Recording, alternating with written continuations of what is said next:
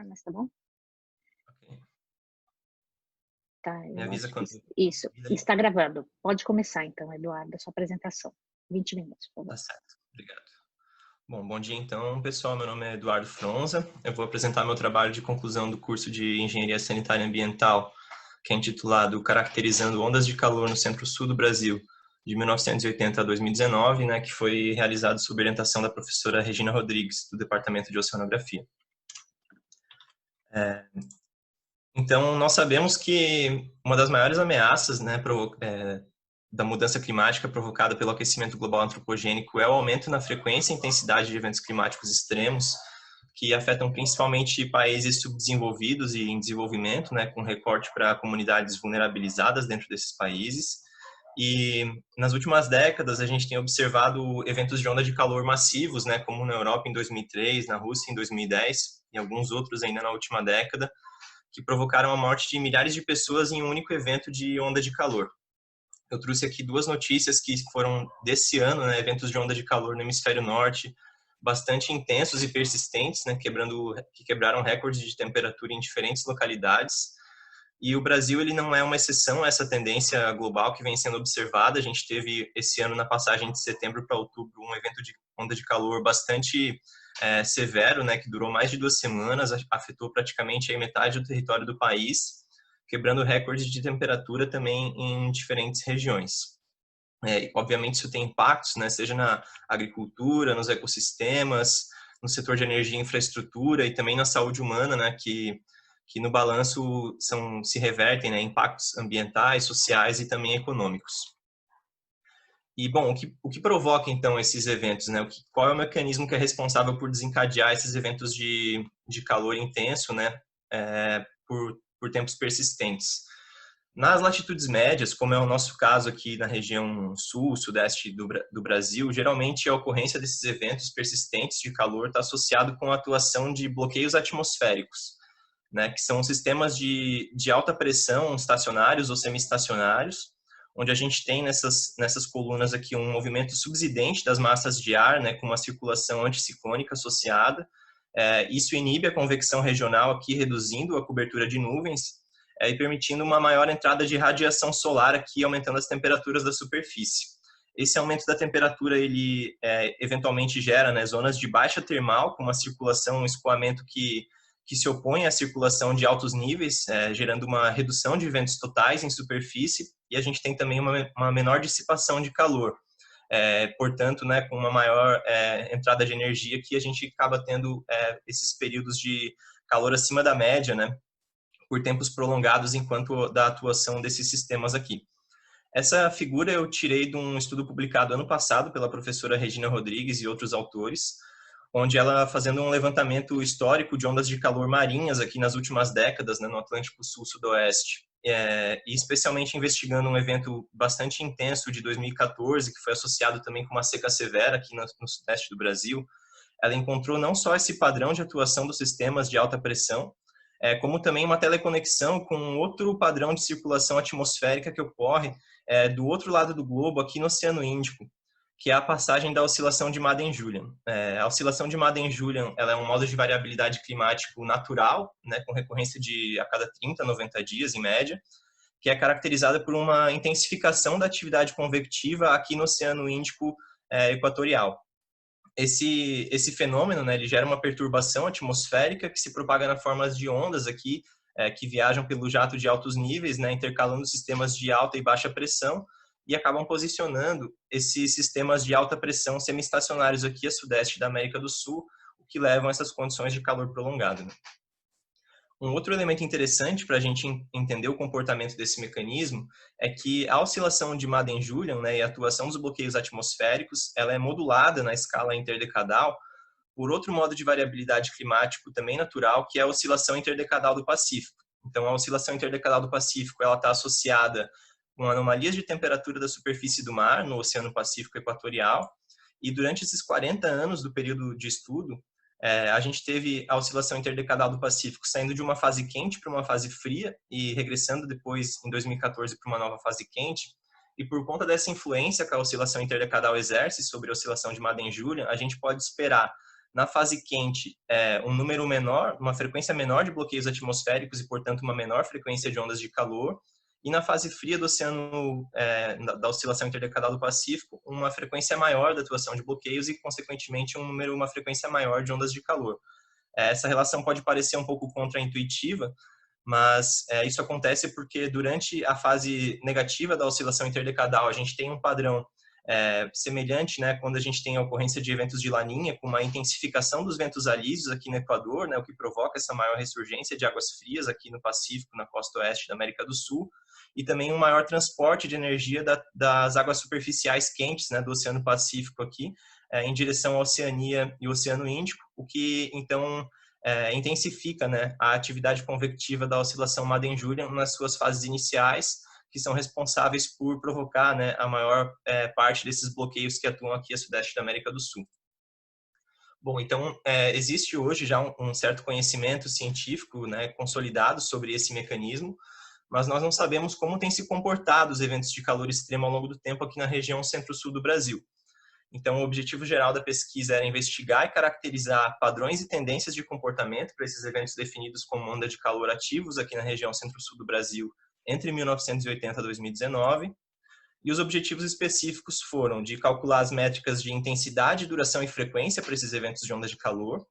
identificar e quantificar as tendências para essas diferentes métricas, né, que caracterizam o comportamento dos eventos, e também fazer a caracterização das condições atmosféricas observadas durante a ocorrência dos eventos de onda de calor.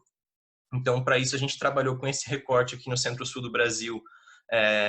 conduzindo algumas análises mais específicas, né, para esses 12 diferentes municípios ilustrados aqui na figura. E esse fluxograma metodológico ele ilustra, né, como que foi o procedimento do trabalho. Então, a gente trabalhou com dados diários de temperatura máxima, de precipitação acumulada, altura geopotencial e vento.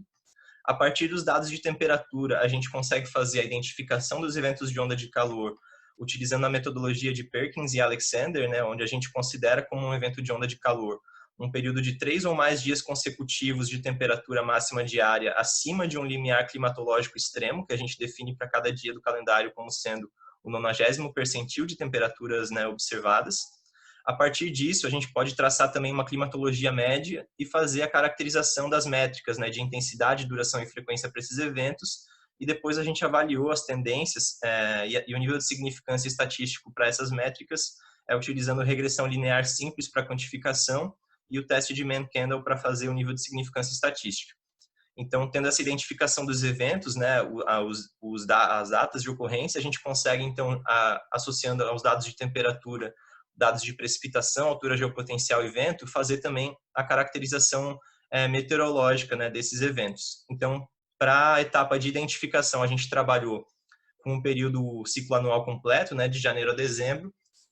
Porém, todos os resultados que eu vou apresentar aqui na caracterização das métricas, para a caracterização meteorológica, eles foram definidos somente para o período do verão, né? Isso por 2 motivos, porque nessa estação do ano a gente já tem temperaturas maiores, né? Então anomalias de temperatura têm um impacto potencial associado maior, e os mecanismos, né, que podem desencadear esses eventos de temperaturas anômalas, digamos assim, podem ser diferentes em diferentes estações do ano. Então, para essas caracterizações, a gente chega num resultado mais robusto, trabalhando com uma estação apenas, né? Então, aqui a gente já entra nos resultados da pesquisa. Essas figuras aqui, elas são composições médias de anomalias, né, dessas variáveis para dias de evento de onda de calor detectados aqui na cidade de Florianópolis. Então, aqui na figura A, a gente tem as anomalias de temperatura máxima diária. Na figura B, a gente tem a média das anomalias de precipitação para os eventos. E nas demais figuras aqui, a gente tem as anomalias de altura geopotencial nos altos níveis atmosféricos, né, aqui em 200 HPA, e nos médios níveis em 500. E também anomalias de vento a 10 metros, que são representadas aqui por esses vetores, né. Então, o que a gente pode observar aqui realmente nas anomalias de altura geopotencial positivas, né, elas representam a altura das superfícies de pressão e são usadas como proxy, né, para identificar esses sistemas de alta pressão atuantes, e a gente constata então aqui, né, sistemas de alta pressão aqui a sudeste do local de detecção dos eventos. o que leva, então, né, com esse movimento subsidente, redução da cobertura de nuvens, o aumento das temperaturas que a gente pode observar aqui na figura A, né, com maior intensidade aqui próximo do local de detecção dos eventos, mas com uma magnitude aí de 4 a 5 graus Celsius por uma longa extensão espacial aqui, especialmente ao longo do litoral da região sul e sudeste, né? E aí a gente observa também dessas anomalias geopotenciais aqui do recorde para o hemisfério sul, realmente essa identidade de propagação, né, no formato de onda, que vem aqui desde o sudeste da Austrália, lá do Oceano Índico, se propagando até se posicionar aqui sobre o sudeste da América do Sul, com essa circulação anticiclônica aqui associado, né, ao sistema de alta pressão sobre o Oceano Atlântico. E aí, esse padrão de anomalias de precipitação, também é explicado por isso, né? Porque com essa redução da convecção, a gente tem a diminuição da umidade total do ar, e a gente tem também, ao início do verão, um impedimento, né, da propagação equatorial das massas de ar frias, que também provocam a chuva. E, posteriormente, no verão, isso aqui inibe o estabelecimento da zona de convergência do Atlântico Sul, que é o principal mecanismo responsável, né, por distribuir chuva aqui para a região centro-oeste, sudeste e sul do Brasil. E, por outro lado, a gente tem as anomalias positivas de precipitação aqui deslocadas ao sul da região do evento, que são justificadas pelo mesmo mecanismo, né? Porém, é com uma diferença que, na verdade, a gente tem aqui essa circulação anticiclônica intensificando, né, o transporte de umidade amazônico pelos jatos de baixos níveis aqui da América do Sul, canalizando, então, mais umidade e aumentando os índices de precipitação aqui nessa região periférica, né, de atuação dos bloqueios atmosféricos. Então, aqui só para mostrar para a cidade de Porto Alegre, a gente tem os mesmos padrões, né, só que mais deslocados ao sul. Vou voltar aqui só para vocês verem. Então, aqui a gente tem, né, os sistemas de alta pressão mais deslocados ao sul em Porto Alegre. E aqui para São Paulo também é a mesma coisa, né? A gente tem os mesmos padrões com o sistema, né, de alta pressão, bloqueio deslocado mais ao norte. Então, isso mostra, né, que o local de ocorrência desses eventos de onda de calor ele é influenciado pelo local de atuação, né, o posicionamento desses bloqueios. Um outro resultado da pesquisa, a gente levantou essa série histórica de dias participantes, né, em ondas de calor por verão por ano. Então, a gente tem aqui esses gráficos de barra representando essa evolução para diferentes municípios, né, com aqui a linha tracejada azul representando a transição de uma fase quente da oscilação interdecadal do Pacífico para uma fase fria, e aqui a linha tracejada vermelha representando a transição de uma fase fria para uma nova fase quente. Então, por conta desse mecanismo, né, de modulação que a oscilação interdecadal do Pacífico exerce sobre a oscilação de Madden-Julian, a gente poderia esperar, como eu expliquei, uma frequência menor de ondas de calor aqui durante as fases quentes da oscilação interdecadal e uma frequência maior durante as fases frias, né? Portanto, quando a gente pega, então, como período de base, essa primeira fase quente do Oceano Pacífico, né, nos 20 anos iniciais da série histórica, e faz relativo, né, o número de dias de onda de calor por verão médio, e compara com a fase fria da oscilação interdecadal, a gente tem realmente um aumento, né, na frequência dos eventos aqui, no número de dias,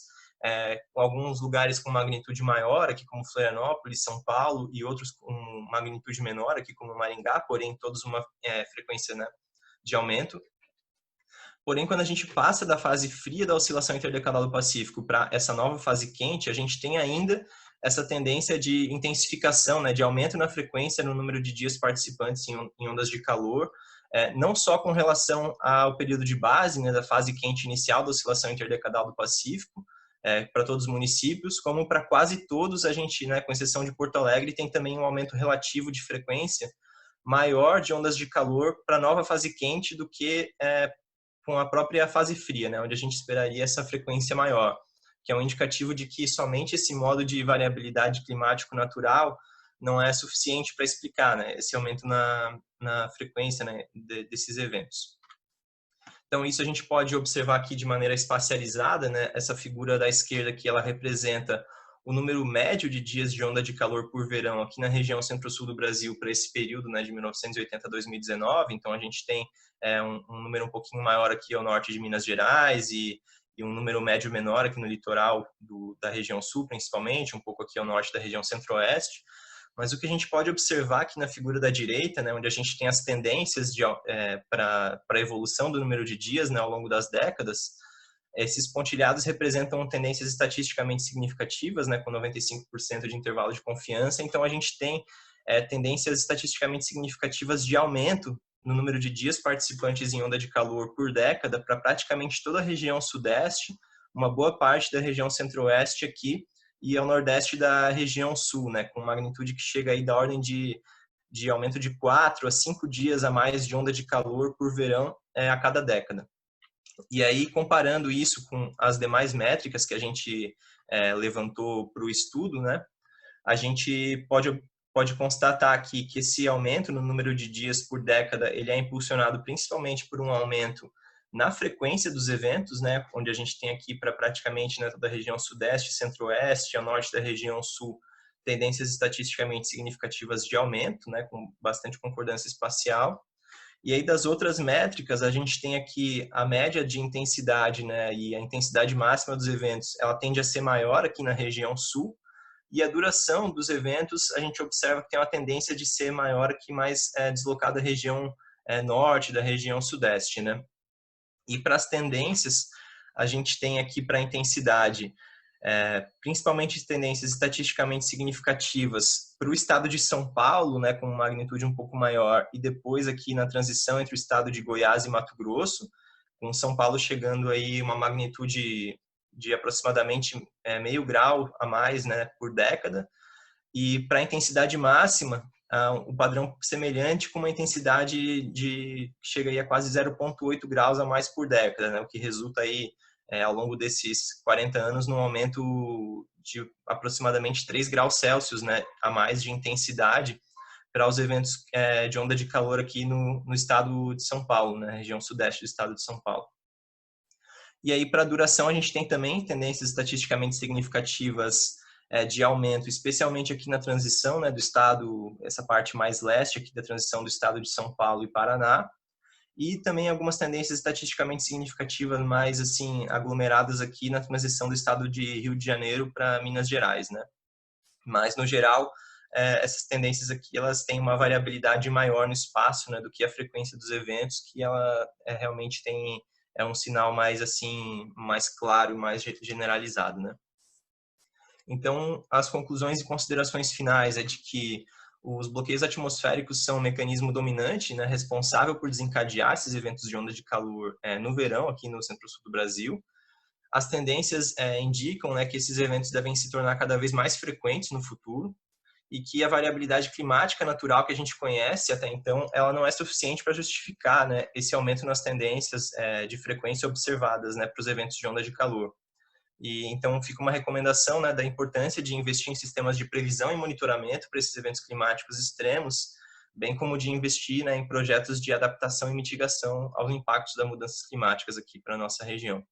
Então, eu agradeço ao CNPq e à Subrede de Desastres Naturais da Rede Clima, né, pelo apoio financeiro que foi concedido para desenvolver essa pesquisa, e todo mundo que pôde estar presente aí hoje assistindo, muito obrigado.